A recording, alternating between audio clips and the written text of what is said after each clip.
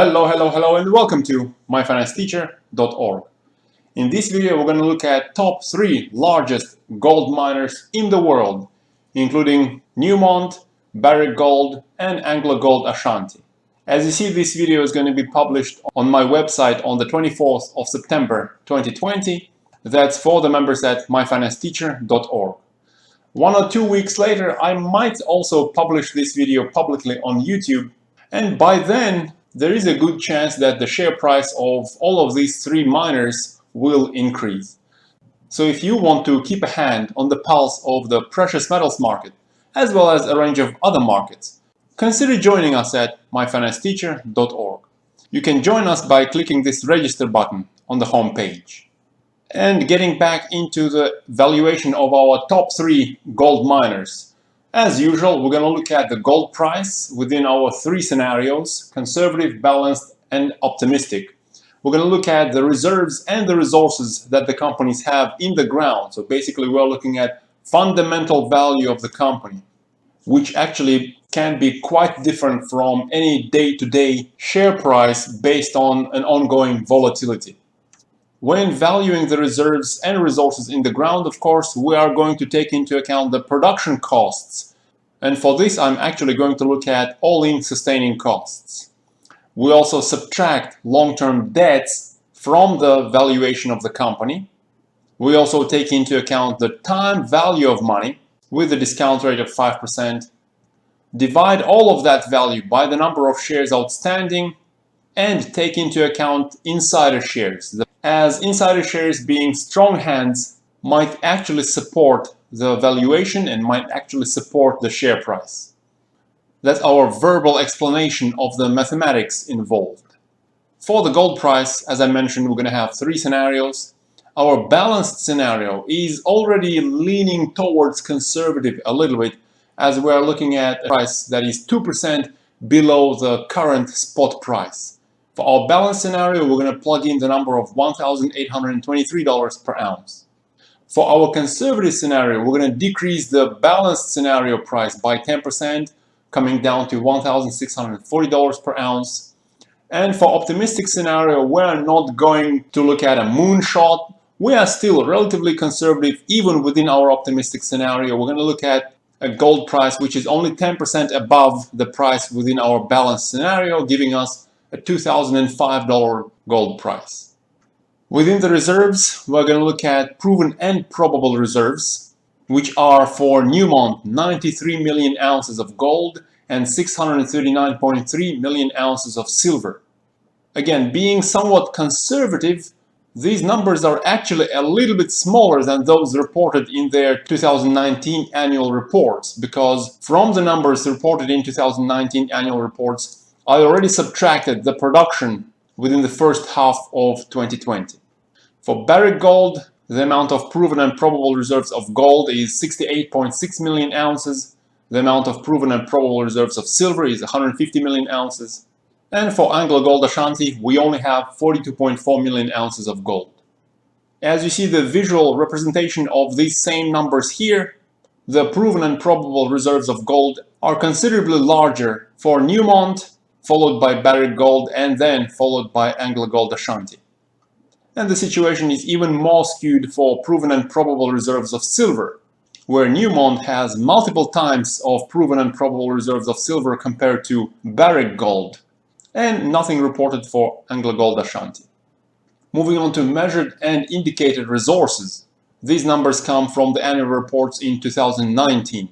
For Newmont, we have 74.1 million ounces of gold and 481.4 million ounces of silver. For Barrick, we have 170 million ounces of gold and 1 billion ounces of measured and indicated resources of silver. And for Anglo Gold Ashanti, we have 131.7 million ounces of gold. And actually, if you have a look at 2019 annual report, you will see a larger number, because that number is inclusive of the reserves. So from that number reported in the annual report, we have to subtract the reserves to arrive at measured and indicated resources, exclusive of those reserves. So putting the numbers into a more visual form, we see that Barrick Gold is leading, followed by Anglo Gold Ashanti, and then at a relatively distant third, Newmont. For measured and indicated resources of silver, again, Barrick Gold is leading here with quite a distant second place for Newmont and nothing reported for Anglo Gold Ashanti in silver. Moving on to all-in sustaining costs. Those are actually pretty close, which are $1,061 per ounce for Newmont. That's as a result of the first half of the year 2020. For Barrick Gold, as a result of the second quarter 2020, that's $1,031 per ounce. And for Anglo Gold Ashanti, that's the same number, $1,031 per ounce, as a result of the first half of 2020. For Newmont and Barrick, I'm going to use a gold-silver ratio of 80 to calculate somewhat implied costs of extracting silver. And this is, again, a little bit on a conservative side, as the current gold-silver ratio is somewhat below 80. Meaning that if I use a gold-silver ratio of 80, that reduces the value of silver, making our valuation a little bit more conservative. Moving on to long-term debts. The debts are somewhat similar for Newmont and Barrick, where Newmont has nearly $5.5 billion in long-term debts, and Barrick has over $5.1 billion in long-term debts.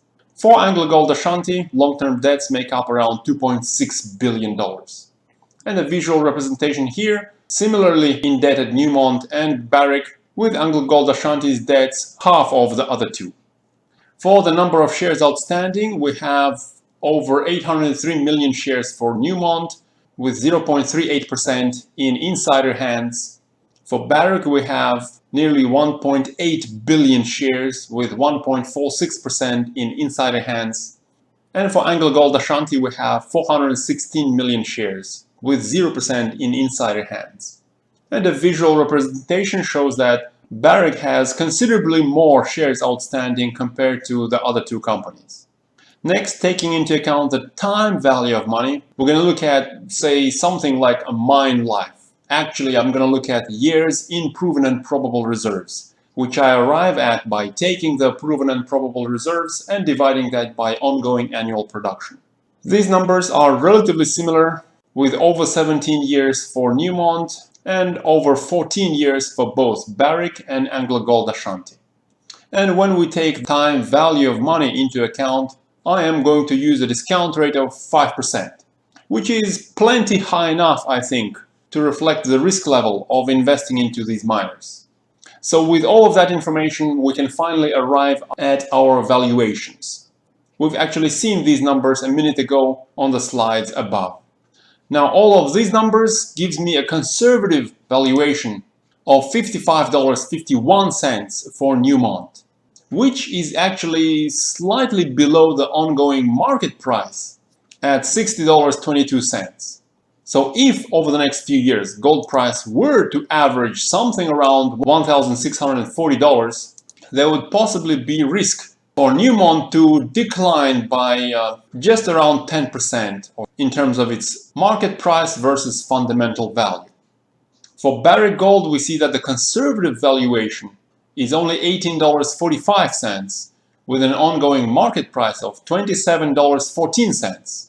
So we see the percentage difference here is a little bit larger than that for Newmont, possibly because of the recent news of Warren Buffett buying a large chunk of Barrick Gold. So again, if over the next few years gold were to average a price of $1,640, which is not very likely in my opinion, then there would be risk for Barrick Gold to decline by a substantial percentage here, from around $27 to a fundamental value somewhere around $18.50. And for Anglo Gold Ashanti, conservative valuation gives us the value of $48.16, which compares very favorably to the ongoing market price of $24.79. This possibly illustrates that Anglo Gold Ashanti is quite a nice buy at the moment. Moving on to the balanced valuation, all the data is the same except for the gold price, where we'll plug in the number of $1,823 per ounce. And all of that gives us a balanced valuation of $74.77 for Newmont, which is over 20% above the ongoing market price, So even if gold price doesn't move much and averages just above 1800 over the next few years, Newmont should probably do relatively fine. For Barrick, we still see that balanced valuation is below the ongoing market price, although the difference is not huge. Balanced valuation is $24.71 versus market value of $24.14. So if gold price is just simply flat over the next few years, there's probably not going to be that much return on investment into Barrick Gold. And for Anglo Gold Ashanti, balanced valuation is $64.16, which is over double the ongoing market price. And lastly, moving into optimistic valuation, where we change a couple of things. Firstly, we plug in the $2,005 per ounce in terms of gold price, and we also add our measured and indicated resources into calculation as well. But even here, for our optimistic scenario, we are still trying to err on the conservative side. So for the measured and indicated resources, we only take half of those resources into consideration, giving us, for example, 37 million ounces for Newmont. That's actually half of measured and indicated resources of gold. So all of these numbers give us a valuation of $125.41 for Newmont, which is over double the ongoing market price, which does actually look pretty good. But remember, that's if gold price over the next few years averages somewhere around $2,000. Whether it's very likely or not, that is a discussion for another video. Optimistic valuation for Barrick Gold is $63.22, which is also more than double the ongoing market price. And the impressive stuff for Anglo Gold Ashanti, the optimistic valuation is over $170, which is many multiples of the ongoing market price. But again, that is an optimistic valuation with a gold price averaging over $2,000 over the next few years. And the reason I'm saying over the next few years, because fundamental valuation tends to work in the longer term horizon. In the short term horizon, some current ongoing volatility can move market price away from fundamental value. And lastly, let's have a look at some highlights for each of the companies. One of the highlights that is relevant for all three of the companies is that they also produce copper in addition to precious metals. So even if precious metals don't do very well over the next few years, if instead base metals outperform, these companies might still do well. A second highlight for Newmont is that they've been increasing dividends lately and buying back shares, supporting the share price. If these programs continue in the future, then again, the share price of Newmont might actually do very well. On the future potential side of the highlights, there is an interesting potential in Peru.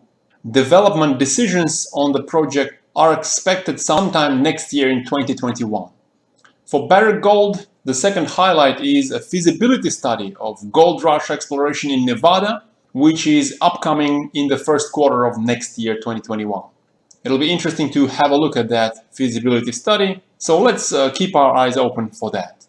And a second highlight for Anglo Gold Ashanti is a particularly interesting one because commercial production from their Boston Shaker project in Australia, which is currently undergoing some development and construction works, is actually expected sometime in the second half of this year. So maybe first commercial production from yet another project by Anglo Gold Ashanti will actually help the share price perform really nicely over the next few months. Let's also keep an eye on that, and of course, if you want my help with keeping an eye on all of this potential and keeping you up to date, consider joining us at myfinancesteacher.org. For now, I wish you a wonderful day and good luck in your trades.